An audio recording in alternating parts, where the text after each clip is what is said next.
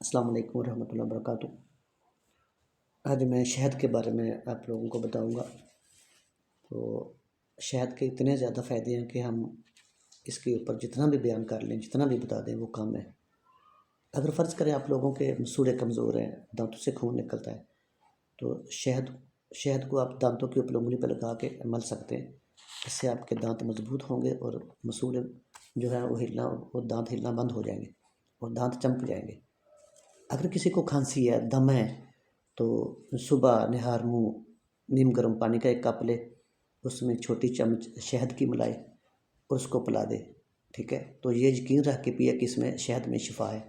اس طرح دمے یا کھانسی والے کو جب رات کا کھانا کھا لے، اس کے بعد شام کو سونے کے جب قریب ہو سوتے وقت، تو پھر اس کو کیا کرنا ہے کہ شہد نیم گرم پانی میں ملا کے پھر اس کو مریض کو پلاؤ۔